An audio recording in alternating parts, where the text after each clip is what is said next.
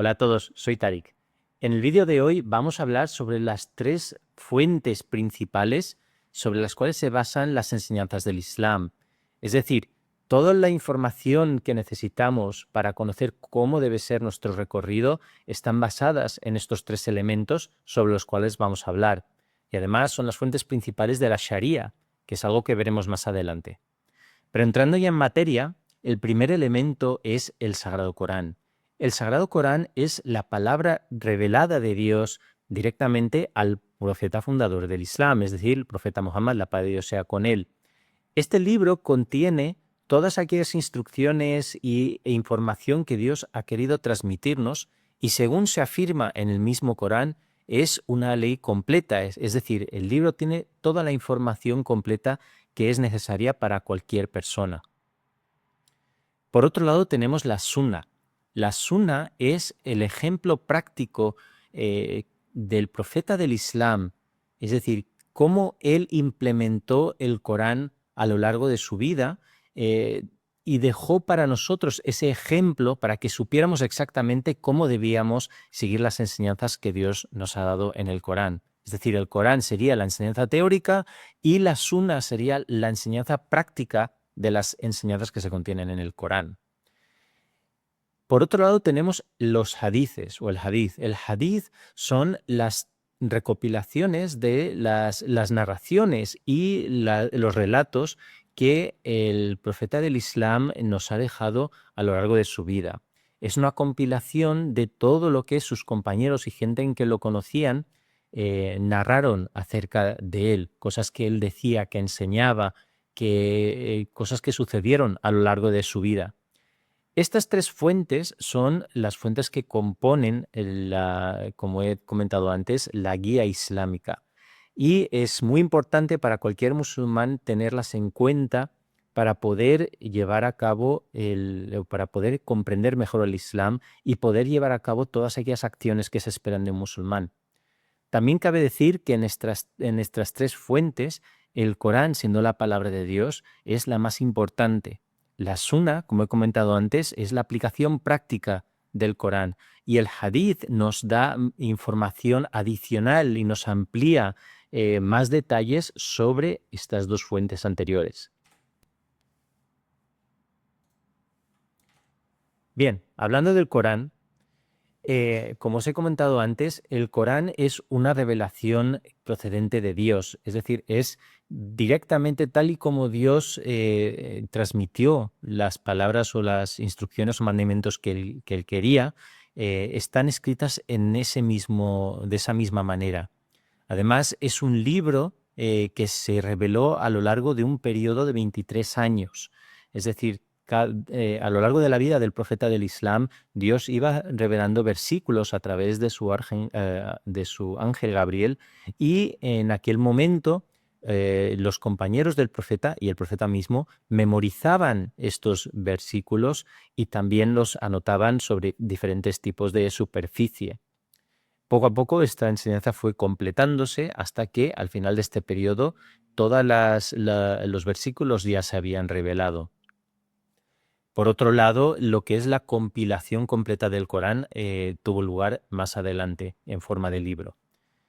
Bien, el Corán que contiene todas las enseñanzas necesarias para que el ser humano pueda desarrollar su aspecto moral, su aspecto espiritual y también su aspecto intelectual y físico, pero además lo hace de forma que sirva para el bien de la humanidad. Es decir, todas las enseñanzas que se contienen no solo para que un individuo se beneficie a sí mismo, sino para que un individuo beneficie también a los demás y también mejore su relación con Dios. Dios mismo además dice en el Sagrado Corán que Él protegerá al Corán de cualquier imperfección o cualquier distorsión. A diferencia de otros libros sagrados como la Biblia, el Corán se mantiene intacto desde el momento de su revelación. Es decir, un Corán hoy en día, en su idioma original, es igual a como fue revelado en su origen. Bueno, como vemos aquí, el Mesías prometido, el fundador de la comunidad musulmana Ahmadía, describe el Corán como un milagro como nunca lo ha habido y nunca lo habrá. y la duración de sus bendiciones es eterna, ¿vale? Porque como hemos dicho antes, es un libro que permanece inalterado y según una propia profecía que está en el Corán, no se alterará hasta el final de los tiempos. ¿Cómo está estructurado el Corán? El Corán está estructurado en 114 capítulos que se llaman suras y en cada capítulo hay una serie de versículos. En total hay 6.350 versículos y estos se conocen como ayats en árabe. Bueno, como hemos dicho, fue revelado todo durante la vida del santo profeta y más adelante, cuando él ya falleció, empezó a hacerse una recopilación y escritura en forma de libro del Corán, que es el Corán que conocemos hoy en día. El mensaje fundamental del Corán es que Dios es el creador de todo el universo, es un ser único y todas sus enseñanzas que Él ha querido transmitirnos para que nosotros podamos, por un lado, conocer mejor a Dios y a través de ese conocimiento ser una fuente de bendición para toda la humanidad, están contenidas en este libro. Y este es el propósito de nuestra creación, el propósito con el cual Dios nos ha creado, que siguiendo esta guía podamos elevarnos a nosotros mismos y al resto de la humanidad. Bien, pasando al segundo elemento del cual hemos hablado antes, la suna, es decir, la práctica del profeta. Se dice en una narración que el profeta del Islam era un ejemplo vivo del Corán. Esto lo relata su mujer, Hazrat Aisha, Dios esté contento con ella. Es decir, a lo largo de toda su vida, él ejemplificó a la perfección todo lo que el Corán contiene, ¿de acuerdo? Entonces, por eso la suna es tan importante. Es decir, por mucho que tengas la teoría, es muy difícil que la lleves a cabo a la práctica si no tienes un ejemplo que seguir. Por eso era tan importante que hubiese este tipo de ejemplo. Una ilustración de esto es el salat. El salat, como conocéis, y si no podéis mirarlo en los vídeos anteriores, pero el salat, siendo las 5 oraciones obligatorias de cada musulmán, es algo hacia lo cual el Corán llama la atención. Pero la manera de ofrecer el salat, eso lo podemos ver a través de la sunna. Y entonces, por esto es muy importante que siempre tengamos en cuenta la sunna. Y el tercer punto son los hadices. Los hadices, como he comentado antes, son los dichos y tradiciones del profeta del Islam. Son aquellas cosas que describen sus compañeros acerca de él, cosas que decía, cosas que hacía. Y es algo que se empezó a recopilar, aunque ya se escribían individualmente por parte de los propios compañeros del profeta, pero la recopilación de los hadices tuvo lugar en torno a los 150 años después de su fallecimiento. Bien, como os he dicho antes, según las enseñanzas de la comunidad musulmana ahmadía, los hadices, aunque son una fuente muy importante, sin embargo, debido a que se recopilaron a posteriori, no pueden considerarse una fuente tan auténtica como el Corán. Es decir, habrán algunos hadices que serán más auténticos y otros que lo serán menos, o más fiables y otros menos fiables. Entonces, la manera de hacer uso de los hadices es que se deben considerar siempre y cuando no contradigan el Corán y la Sunna. Con lo cual el Corán y la Sunna tienen prioridad sobre esto y los hadices es una forma de ampliar esa información. Pero si vemos en algún momento que hay hadices que contradicen lo que dice el Corán o la Sunna, pues lo más seguro es que ese hadiz no sea fiable. Bien, ¿cómo saber la autenticidad de los hadices? Bueno, pues como os he dicho antes, no deben contradecir el Corán, es decir, el Corán tiene prioridad sobre esto, ya que el Corán es la palabra revelada de Dios. Por otro lado, deben estar alineados con la Sunna, con la práctica del profeta. No tiene sentido que el profeta haya dicho algo que él mismo no haya cumplido o que haya practicado de una manera diferente.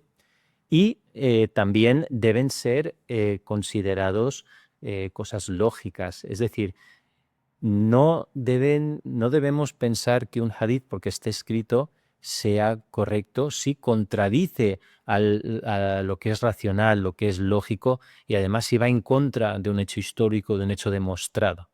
¿De acuerdo? Entonces, esa es la serie de pasos que debemos seguir para cerciorarnos de que un hadith sea correcto o incorrecto. Bueno, resumiendo, el Islam nos proporciona un marco completo, un marco seguro, en el cual si nos basamos con sinceridad y honestidad podemos aspirar a lograr el propósito que el Islam establece para nosotros, que es conseguir elevarnos como seres humanos, conseguir beneficiar a nuestro entorno, hacer que la vida en este mundo sea un paraíso, básicamente, siguiendo siempre la guía de Dios y, por supuesto, a través de la ayuda de Dios. Entonces, para esto el Corán nos ha dado estas tres fuentes, para esto Dios nos ha dado estas tres fuentes, el Corán, la Sunna y los hadices. Bien, y finalmente me gustaría hablar sobre la Sharia. ¿Qué es la Sharia? La Sharia es básicamente la ley en la que se basan los musulmanes para saber qué es algo correcto, qué es incorrecto, qué es legal según el Islam o es ilegal. Esto es lo que se conoce como la ley islámica, la Sharia. Las fuentes principales en las cuales se basa la Sharia son, para empezar, el Corán, la Sunna y los hadices, pero con el paso del tiempo también empezaron a añadirse otras fuentes secundarias, ¿de acuerdo? De hecho, la Sharia actualmente en muchos países musulmanes está basada en interpretaciones y en conclusiones que se han sacado en siglos posteriores a cuando se fundó el Islam. Y además está muy influenciado por las costumbres sociales de esa época. Y esto es precisamente lo que da lugar a que se haya distorsionado mucho la Sharia. La Sharia lo que pretende ser es una fuente de sabiduría, una fuente de justicia, una fuente de paz. ¿Por qué? Porque está basada en aquellas enseñanzas que Dios nos ha transmitido.